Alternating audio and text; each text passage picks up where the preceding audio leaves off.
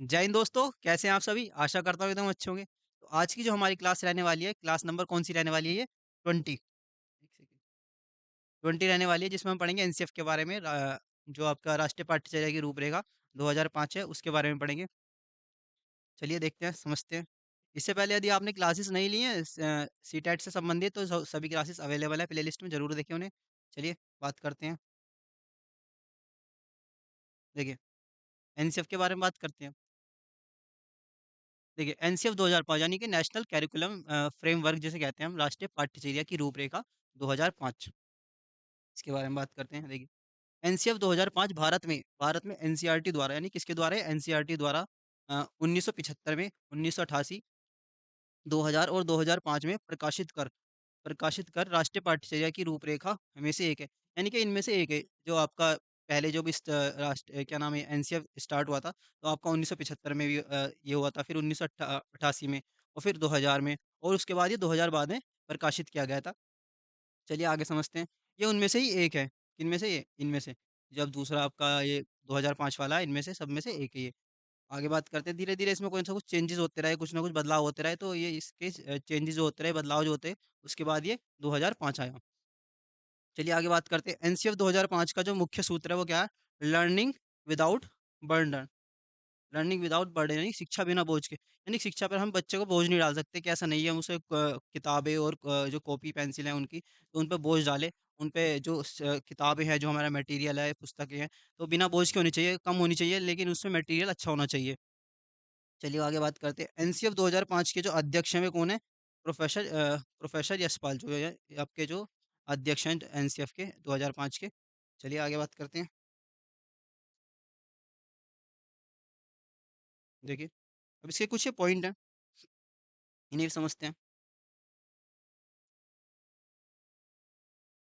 देखिए,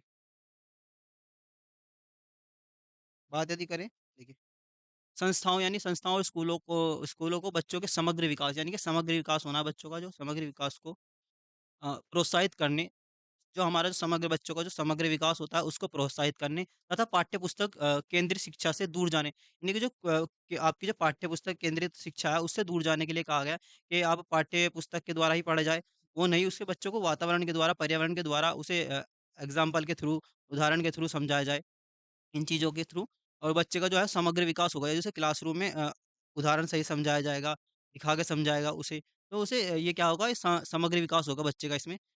बात करते हैं यदि शैक्षणिक, यानी कि शैक्षिक गतिविधियाँ जो होंगी, शिक्षण के दौरान जो गतिविधियाँ होंगी उसके द्वारा। बात यदि करें भावात्मक, शारीरिक, जो आप शारीरिक गति करते हैं, खेलते हैं, कूदते हैं, भागते हैं, दौड़ते हैं स्कूल में, अलग-अलग प्रकार की विधियाँ करते हैं, खेल के द्वारा हो, चाहे किसी भी विधियों के द्वारा हो। और बात करें मानसिक, यानी कि मानसिक क्षमता भी आपकी जागृत होती है, समय-समय पर आपको टीचर उठाकर प्रश्न पूछता है, अलग-अलग तरीके से, अलग-अलग विधियों द्वारा, पहलुओं को शामिल करते हुए बच्चे के समग्र विकास को बढ़ावा देना, यानी कि बच्चे का जो समग्र विकास है उसको बढ़ावा देना।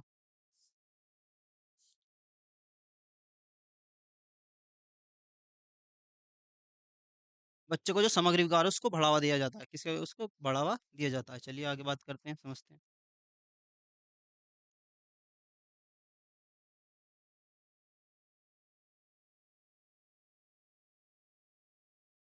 हुँ। देखिए, बात करते हैं, अब छात्रों को विविध अवसर प्रदान करने चाहिए, यानी छात्रों को हमें विभिन्न-विभिन्न अवसर प्रदान करने चाहिए, चाहे वो क्लासरूम के द्वारा हो, चाहे उन्हें क्षेत्र भ्रमण पे ले जा रहे हो, चाहे उन्हें कहीं घुमाने ले जा रहे हो, तो उन्हें अनेक-अनेक प्रकार के अवसर प्रदान करने चाहिए। उनकी बौद्धिक क्षमताएँ, देखिए, यदि उन्हें अनेक अवसर प्रदान करेंगे आप, अनेक-अनेक अवसर प्रदान करेंगे, तो उनकी बौद्धिक क्षमता में वृद्धि होगी। कहीं न कहीं वे तर्क कर पाएँगे और सोच पाएँगे, समझ पाएँगे, विकसित करने में सक्षम बनता है। क्या बनता है? देखिए, छात्रों को विविध अवसर प्रदान करना, जब आप विविध अवसर प्रदान करेंगे, तो उनकी बौद्धिक क्षमता, यानी कि उनकी जो बौद्धिक क्षमता है, मानसिक क्षमता है, वो विकसित करने में सक्षम बनेंगे वे। अपनी बौद्धिक क्षमता को विकसित करने में सक्षम बनेंगे वे। चलिए आगे बात करते हैं। गुणवत्तापूर्ण शिक्षा के लिए, जो गुणवत्तापूर्ण शिक्षा है उसके लिए अनुकूल वातावरण बनाना चाहिए। कैसा वातावरण बनाना चाहिए? अनुकूल वातावरण बनाना चाहिए, पॉजिटिव एनवायरनमेंट बनाना चाहिए, जहाँ छात्रों को विभिन्न गतिविधियों में भाग लेने के लिए प्रोत्साहित किया जाए। कि जहाँ पर जो छात्र है उन्हें है ना विभिन्न-विभिन्न गतिविधियों में भाग लेनी, चाहे वो खेल खेल विधि द्वारा हो, चाहे अनेक विधि कि कोई भी विधि द्वारा हो, तो उसे है ना भाग लेने के लिए प्रोत्साहित किया जाना चाहिए, जिससे वो जागरूक हो और उसे सोचे, समझे, तर्क करे, अलग-अलग विधियों के द्वारा कार्य करे वो। चलिए आगे बात करते हैं।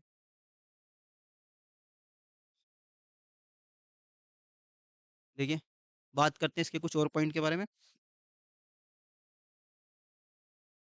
देखिए, विभिन्न गतिविधियों की सुविधा प्रदान करके अब आप विभिन्न-विभिन्न गतिविधियाँ की सुविधा प्रदान करेंगे, उनके गतिविधियाँ करवाएँगे। अ, और कक्षा के भीतर व्यक्तिगत विचारों यानी कक्षा के भीतर जो हम व्यक्तिगत विचार रखेंगे, उनके व्यक्त करेंगे करने की स्वतंत्रता देकर रचनात्मक सोच को रचनात्मक सोच जो है कौशल को बढ़ावा देंगे। यानी कि आप रचनात्मक क्रिया करें, क्रिएटिविटी आइडियाज़ लाएँगे तो बच्चों के आगे, तो कहीं न कहीं वे क्रिएटिव सोचेंगे और अलग-अलग गतिविधियाँ करेंगे। अपने व्यक्तिगत विचार भी रखेंगे किसी बारे में। अब जब किसी टॉपिक देंगे या समाज के ऊपर या फिर जो समाज के कायदे नियम कानून है जो प्रथाएं चलती आ रही हैं, तो उनके ऊपर आप प्रश्न करेंगे तो अलग अनेक विचार देंगे, अनेक विचार देंगे बच्चे।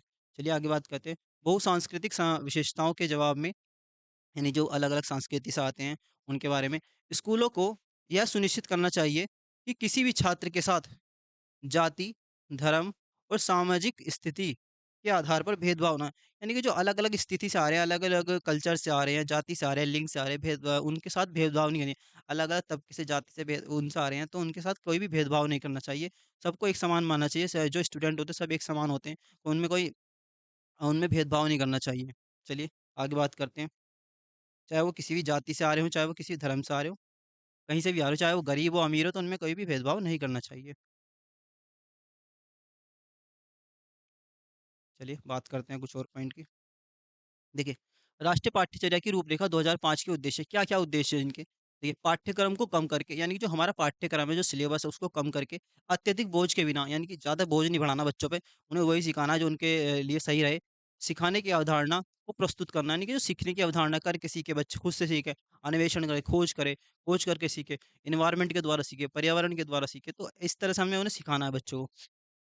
सभी बच्चों को बिना किसी भेदभाव के गुणवत्तापूर्ण शिक्षा दी। यानी कि किसी बच्चे में भेदभाव नहीं करना है, चाहे वो गरीब हो, अमीर हो, कोई भी, मतलब किसी जाति से हो, धर्म से हो या किसी भी संस्कृति से हो, किसी प्रवास से आ रहा है, कहीं से कोई और से आ रहा है, कहीं से अलग क्षेत्र से आ रहा है, कोई और भाषा उसकी, तो उनमें भेदभाव नहीं करना चाहिए हमें बच्चे।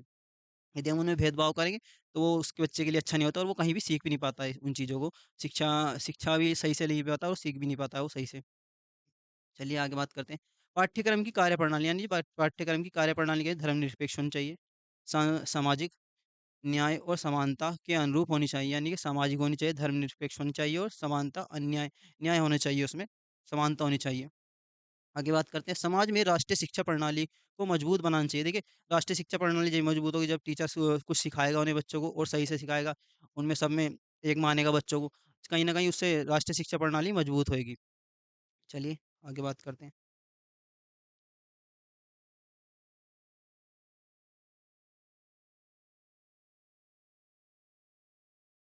देखिए, अब बात करते हैं बच्चों की सीखने में रुचि, बच्चों की जो सीखने में रुचि है और मूल्यांकन महसूस करना और सुना जाना। जो बच्चों की सीखने में रुचि होगी, जो मूल्यांकन उनका, फिर जब उनकी रुचि होगी तो उनका मूल्यांकन भी करेंगे हम, जैसे-जैसे उनमें रुचि बढ़ेगी, और सुना जाना चाहिए, शामिल भी होना चाहिए। स्कूल और पाठ्यक्रम को एक दोस्ताना कक्षा का माहौल बनाना चाहिए। यानी कि जो स्कूल में जो पाठ्यक्रम है उसको एक दोस्ताना माहौल से समझाना चाहिए। एनवायरनमेंट में रह के, पर्यावरण में रह के उसे समझाना चाहिए बच्चों को, जिससे वो अच्छे से समझ सके और वो पाठ्य पुस्तक जो आपकी पाठ्य सिलेबस है उसको वे भारी तौर पे ना लें, उस सिलेबस को। चलिए आगे बात करते हैं। छात्रों को सुरक्षित और सराहना महसूस करवाना चाहिए, यानी कि कैसा कैसा है, सुरक्षित हो और सराहना महसूस कराना चाहिए उन्हें बच्चों को। उन्हें छात्रों की शारीरिक, मानसिक और सामाजिक वृद्धि सुनिश्चित करनी चाहिए, यानी कि बच्चे की जो है शारीरिक शारीरिक वृद्धि हो और मानसिक वृद्धि हो और कैसी वृद्धि हो, सामाजिक वृद्धि भी हो, सुनिश्चित करानी चाहिए। चलिए आगे समझते हैं।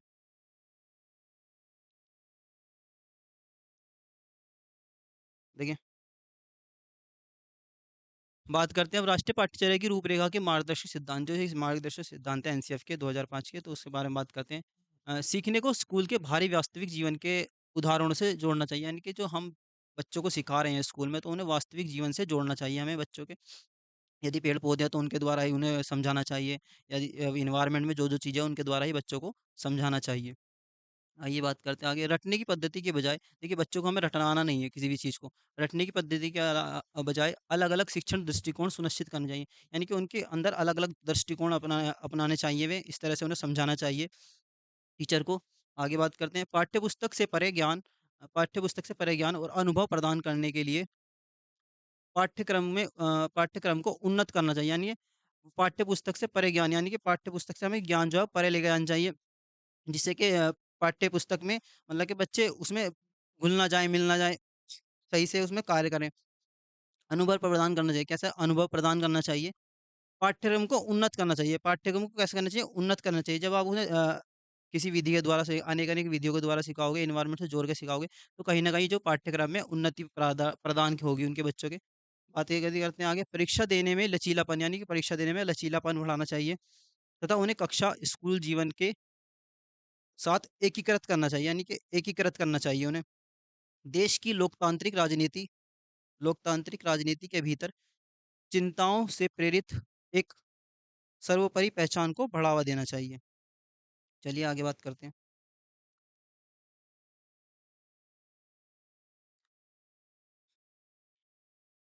देखिए, पाठ्यचर्या की रूपरेखा 2005 के महत्वपूर्ण जो घटक हैं, उनके बारे में बात करते हैं।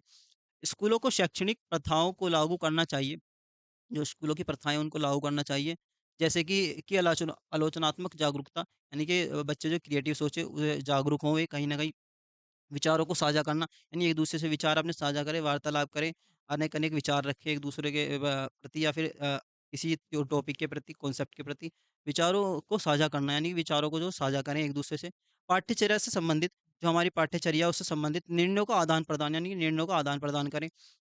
करने के लिए विभिन्न समुदायों के साथ जुड़ने, यानी कि विभिन्न-विभिन्न समुदाय के साथ जुड़ें। जब वे समुदाय के साथ जुड़ेंगे, आपस में आपस में विचारों का आदान-प्रदान करेंगे, तो वे कुछ ना कुछ सीखेंगे उससे। उनके अंदर क्रिएटिविटी आएगी, नए-नए आइडिया आएँगे, अन्वेषण करेंगे, खोज करेंगे वे। चलिए आगे बात करते हैं। सीखने को इस तरह से सुगम बनाना चाहिए। देखिए, सीखने को सुगम बनाना चाहिए कि यह छात्रों का जो ध्यान आकर्षित करे। कैसे? छात्रों का जो ध्यान जो है, वो आकर्षित करे। शिक्षा के पुराने पारंपरिक तरीकों तक सीमित रहने की बजाय, यानी कि जो शिक्षा के जो पुराने पारंपरिक तरीके हैं, जैसे कि पढ़ा दिया और उसे वो वर्क दे दिया, तो उनको ना करके कुछ अच्छा सिखाएँ, कुछ अच्छे दृष्टिकोण आएँगे उनके अंदर। देखिए, दृष्टिकोण को तलाश करने चाहिए, यानी क्रिएटिविटी सोचना चाहिए, क्रिएटिविटी करके बच्चे सीखें, खोज करके सीखें, अधिगम करके सीखें। ऐसा नहीं करके सीखे अपने आप ही। यदि वो करके सीखेगा तो बहुत ही अच्छा बच्चे के लिए रहेगा। चलिए आगे बात करते हैं।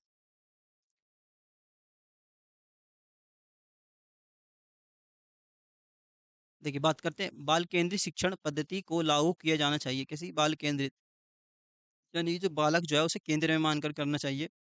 बालक को यदि हम केंद्र में मानेंगे तो शिक्षा बहुत अच्छी रहेगी बच्चे के लिए भी।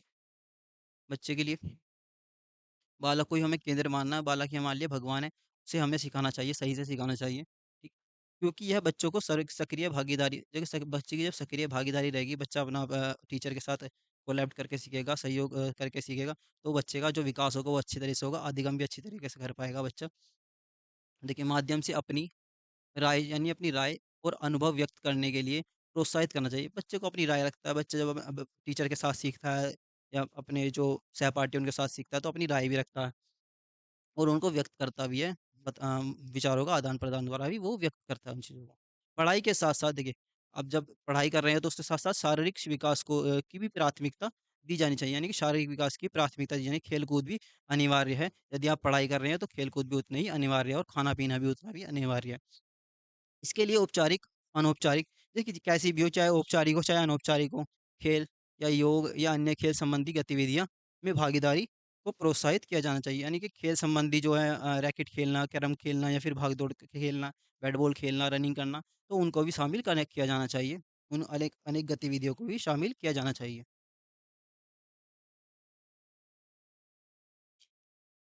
देखिए, बात करते हैं कुछ और पॉइंट की। देखिए, स्कूली शिक्षा के लिए राष्ट्रीय पाठ्यचर्या की रूपरेखा में छात्रों के समग्र विकास को भी ध्यान में रखना चाहिए। यानी छात्रों का जो देखिए, जब स्कूल में शिक्षा के लिए राष्ट्रीय पाठ्यचर्या की रूपरेखा में, जो हमारी राष्ट्रीय पाठ्यचर्या की रूपरेखा एनसीएफ 2005 है, तो उसके अंतर्गत समग्र विकास, बच्चे का जो है विकास जो है समग्र विकास हो। सभी तरह से विकास हो बच्चे का, ऐसा नहीं है एक तरफ से विकास हो, आपने उसे पढ़ा दिया, उसका खान-पीन का ध्यान है, उसका शारीरिक क्षमताएँ जो हैं, वो खेल-कूद के द्वारा जो विकसित होंगी, उनकी लंबाई, उनका दिमाग का जो विकसित होना है, तो वो जो है खेल विधि के द्वारा होगा, अलग-अलग विधि द्वारा होगा, तो उनको भी हमें ध्यान में रखना चाहिए।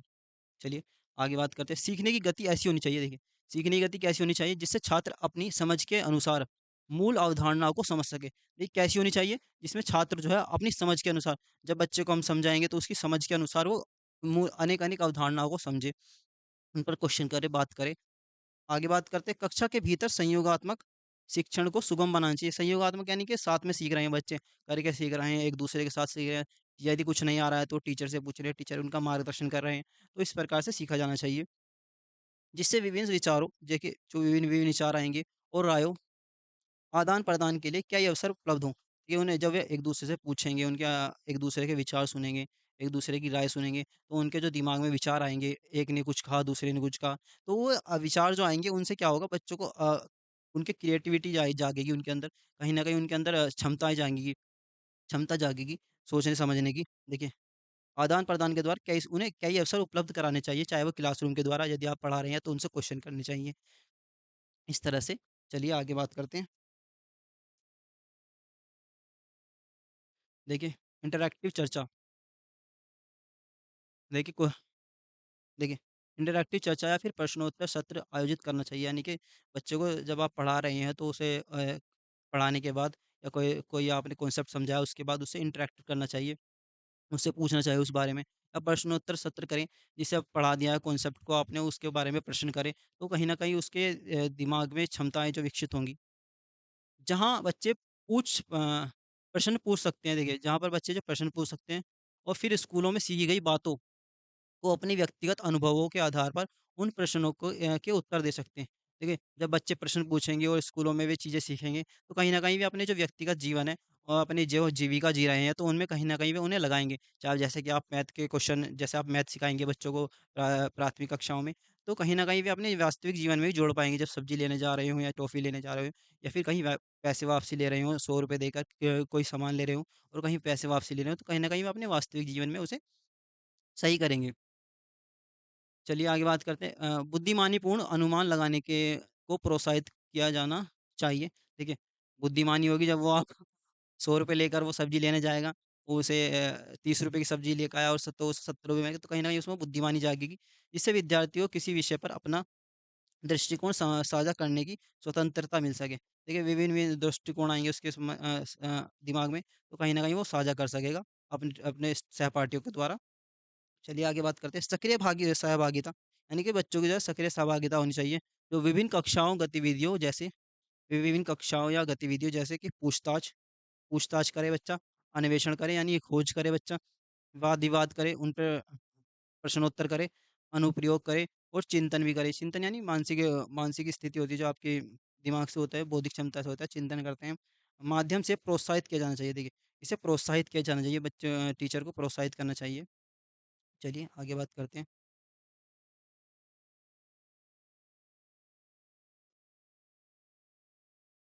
बात करते हैं। देखिए, कक्षा के भीतर शिक्षक और छात्र की सहभागिता महत्वपूर्ण है। देखिए, कक्षा के अंदर बच्चा होता है और शिक्षक होता है, तो उन दोनों की सहभागिता बहुत महत्वपूर्ण होती है। बच्चा जो करके सीखता है, टीचर उसका मार्गदर्शन करता है और जो कहीं उसमें गलती होती है, कठिनाई आती है, अधिगम में कहीं कठिनाई आती है, तो वो उसे सही से सीख पाता है। उनका निवारण कर पाता है टीचर। क्योंकि यह बात करते हैं यदि ये कक्षा के भीतर शिक्षक और छात्र की सहभागिता महत्वपूर्ण है। क्योंकि यह सहभागी शिक्षण को बेहतर करता है। कैसे? ये जो सहभागी शिक्षण है जो हम एक साथ करके सीखते हैं, कोलैब करके सीखते हैं, तो कहीं न कहीं वो हमारे जो महत्वपूर्ण होता है, बेहतर बनाता है हमें सीखने में। आगे बात करें हम देखिए, शिक्षक की भूमिका छात्रों के लिए एक सुरक्षित और समावेशी वातावरण बनाने की थी। कैसी जो एक तो सुरक्षित हो जो वातावरण जो सुरक्षित हो और समावेशी। समावेशी कैसा होता है जिसमें हम साथ में सीखते हैं। सभी बच्चे सीखते हैं चाहे वो किसी भी प्रकार के बच्चे हों, चाहे वो गरीब तबके से आते हों, चाहे अमीर तबके से आते हों। तो मतलब सभी प्रकार के बच्चे सीखते हैं, चाहे वो किसी भी जाति से, धर्म से, संस्कृति से आते हों। तो जहाँ पर सभी बच्चे सीखते हैं उसे कहते हैं समावेशी क्लास। चलिए बात करते हैं, जहाँ वे बिना किसी आलोचना की चिंता किए बिना खुद को स्वतंत्र रूप से यानी तो बच्चा स्वतंत्र रहेगा बच्चा, तो खुद से ही करके सीखेगा, खुद से ही अन्वेषण करेगा, खुद से ही खोज करके सीखेगा।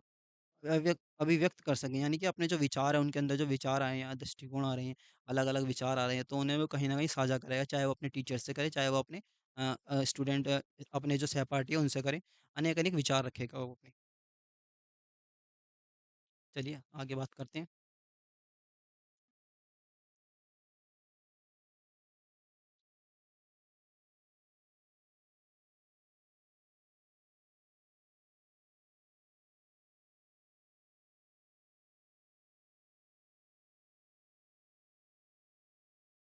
देखिए कुछ और पॉइंट देख लेते हैं।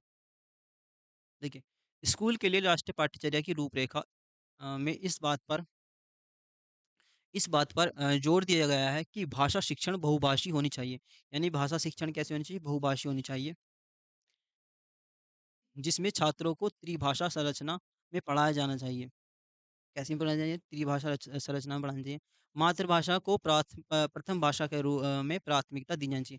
यानी जो हमारी मातृभाषा, किसी बच्चे की जो मातृभाषा है, उसे सबसे पहले उसे प्राथमिकता देनी चाहिए। उसके द्वारा ही बच्चे को समझाना चाहिए। उसके द्वारा यदि बच्चा समझेगा तो बहुत आसानी से समझ पाएगा। यदि उसके द्वारा नहीं समझाया जाएगा तो बच्चा नहीं समझ पाएगा। वो अपने जो एनवायरनमेंट है उसमें नहीं घुल-मिल पाएगा। उसका विकास भी नहीं हो पाएगा और वो चीज़ें सीख भी नहीं पाएगा। चलिए आगे बात करते हैं। हिंदी भाषी राज्यों में तीसरी भाषा जो है आधुनिक अंग्रेजी, यानी कि जो तीसरी भाषा जो आधुनिक अंग्रेजी होनी चाहिए। गैर हिंदी भाषी राज्यों में हिंदी पढ़ाई जानी चाहिए, क्योंकि यह राष्ट्रीय भाषा है। आगे बात करते हैं। गणित शिक्षा का उच्च लक्ष्य जो है बच्चों को गणितीय रूप से सोचने और तर्क करने। गणित के द्वारा हम क्या करते हैं? सोचते हैं, समझते हैं, तर्क करते हैं। उसके द्वारा ही हमारे दिमाग में जो गुणा, भाग, माइनस, प्लस जो आते हैं वो हमारे जो सोचने, समझने, तर्क करने के द्वारा ही आते हैं। तार्किक तर्क के आधार पर धारणाएँ बनाने में मदद करते हैं।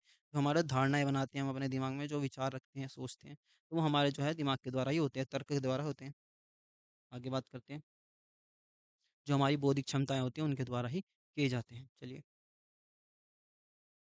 देखिए बात बात करते हैं जो कुछ समस्याएँ हैं, पाठ्यचर्या की रूपरेखा 2005 की जो कुछ समस्याएँ हैं। देखिए, अंक और ग्रेड प्रणाली पर अधिक जोर। देखिए, कहीं न कहीं जो अंक और ग्रेड प्रणाली है उन पर जोर दिया गया है। बात करें यदि अंक और ग्रेड प्रणाली पे कि बच्चा जो अंक प्राप्त ज़्यादा करता है, ज़्यादा करे या ग्रेड या फर्स्ट ग्रेड, सेकंड ग्रेड, तो उस पर जोर दिया गया है। शिक्षकों पर भारी बोझ, यानी शिक्षकों पर जो भारी बोझ है, कहीं न कहीं आगे बात करें छात्रों को रटने पर आधारित। देखिए, छात्रों को रटाया जाता है। जैसे कि आप तोते को रटाते हैं, तोते को कुछ भाषा सिखाते हैं, तो उस तरह ही छात्रों को यहाँ पर रटाने पर जोर दिया जाता है। छोटी जो जो आपकी प्राथमिक कक्षाएँ होती हैं उसमें छात्रों को समझ में नहीं आता कि वे क्या सीख रहे हैं। कभी-कभार जो बच्चे जो होते हैं उन्हें समझ में नहीं आ पाता कि क्या-क्या सीख रहे हैं। संस्थानों में पर्यवेक्षी कर्मचारियों की कमी। देखिए, संस्थानों में कहीं न कहीं पर्यवेक्षियों की कर्मचारियों की कमी होती है, जिसकी वजह से वो विद्यालय का वो वातावरण नहीं मिल पाता, वो सही से कार्य नहीं हो पाता है। चलिए आगे बात करते हैं। देखिए, जो कुछ विधियाँ हैं एनसीएफ 2005 के द्वारा ही, देखिए मिश्रित विधि यानी मिश्रित मिश्रित अलग-अलग प्रकार की जो विधियाँ हैं, उनके द्वारा सिखाया जाए बच्चों को। जब आप अलग-अलग प्रकार की मिश्रित विधि द्वारा सिखाएँगे बच्चों को, तो कहीं न कहीं जो अधिगम होगा, वो इफ़ेक्टिव रहेगा बच्चों के लिए। आगे बात करते हैं, प्रशिक्षण करके सीखने वाली विधि, यानी कि प्रशिक्षण करें बच्चों का, प्रशिक्षण करें बच्चों का हम, तो उसके द्वारा ही इफ़ेक्टिव होगी हमारी जो अधिगम होगा। करके सीखने वाली, यानी करके सीखें। कैसे करके? करके सीखें। जब बच्चा अपना खुद करके सीखेगा तो कहीं न कहीं जो अधिगम होगा जो आपका, वो इफ़ेक्टिव होगा बच्चे के लिए। बच्चा अपने आप से ही सीखेगा, खुद करके सीखेगा तो कहीं न कहीं उसके क्रिएटिविटी जाएगी, कहीं न कहीं उसमें विकास अच्छे से होगा। सही है, अच्छे से वृद्धि और विकास उसके अंदर हो पाएगा। आगे बात करें निरीक्षण द्वारा, देखिए निरीक्षण करके सीखना, यानी निरीक्षण करें टाइम-टाइम पर। बात करें सामूहिक विधि द्वारा अलग-अलग प्रकार की जो विधियाँ हैं उनके द्वारा सामूहिक साथ में सीखें बच्चे, समाज के साथ सीखें। बच्चों के जो कोलैब करके सीखें, बच्चों के द्वारा या फिर टीचर के द्वारा, मतलब अलग समूहों में सीखें। आगे बात करते हैं।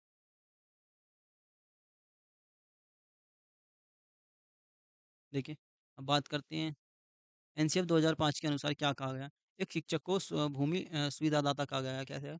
भूमिका जो है उसकी, देखिए, जो शिक्षक की जो भूमिका है, जो शिक्षक जो है उसकी भूमिका क्या है? सुविधादाता कहा गया है। क्या गया है? वो सुविधादाता क्यों होनी चाहिए? क्यों होनी चाहिए? क्योंकि शिक्षक की भूमिका अधिगम के ऐसे वातावरण का निर्माण करना है। देखिए, अधिगम का कैसा वातावरण? ऐसा वातावरण जिसमें बच्चे स्वयं अपनी वास्तविक क्षमताओं का एहसास कर सकें और ज्ञान का अर्थ स बना सकें। यानी कैसे वातावरण का निर्माण करना, जहाँ बच्चे अपने स्वयं वास्तविक क्षमताएँ, जब वास्तविक क्षमताएँ, यानी कि खुद की क्षमता, जब बच्चा खुद करके सीखेगा, टीचर के साथ करके सीखेगा, टीचर जब फैसले सुविधादाता होगा, तो कहीं न कहीं वो उनकी सुविधाएँ देगा, जिसके द्वारा कहीं न कहीं उन्हें जो कठिनाई आ रही हैं, जो उन्हें दिक्कत आ रही है अधिगम के द्वारा, तो उन्हें वो जब उन्हें दूर दूर करेगा शिक्षक, उन्हें दूर करेगा तो वो सही से सीख पाएगा बच्चा। देखिए, वास्तविक क्षमताएँ जो है उसकी एहसास कर सके, उनका एहसास कर सके, जब वो खुद करके सीखेगा, तो कहीं न कहीं उसके जो अंदर जो कोई दिक्कत रह गई है, कोई प्रॉब्लम रह गई है, कठिनाई रह गई है, तो उनका वो निवारण कर पाएगा और खुद ही अपना विकास कर पाएगा। शिक्षण में देखिए ज्ञान का अर्थ बना सके, अपना आप ही ज्ञान का अर्थ बना सके जब वो शिक्षण पा रहा है, जो वो शिक्षा प्राप्त कर रहा है टीचर्स के द्वारा या किसी और के द्वारा, परिवार के द्वारा, तो कहीं न कहीं वो अपने ज्ञान का खुद निर्माण करेगा, वो अपने व्यावहारिक जीवन में भी उन्हें उतार पाएगा। चलिए आगे देखते हैं। देखिए, आगे जो आपकी क्लास यहीं तक थी आज। क्लास अच्छी लगी हो तो बताएँ, कैसी लगी क्लास? अच्छी लगी हो तो बताएँ, नहीं भी लगी है तो भी बताएँ। लाइक और शेयर, सब्सक्राइब करते रहें। एक बार और आपको टाइमिंग दिखा देता हूँ बैच की। देखिए, जो आपको ईवीएस है वो 9 बजे जो मिस सर पढ़ा रहे हैं, ठीक है? और जो आपको 10 बजे मैथ जो है वासु सर पढ़ा रहे हैं। हिंदी जो आपको उदय सर द्वारा पढ़ाई जा रही है और जो सीडीपी आपको वो मेरे द्वारा 12 बजे पढ़ाई जा रही है। ठीक है? क्लास जो चल रही है वो पेपर 1, पेपर 2 दोनों के लिए ही चल रही है। चलिए, चलिए क्लास अच्छी लगी हो तो बताएँ कैसी लगी क्लास? मिलते हैं नेक्स्ट वीडियो में, तब तक के लिए जय हिंद।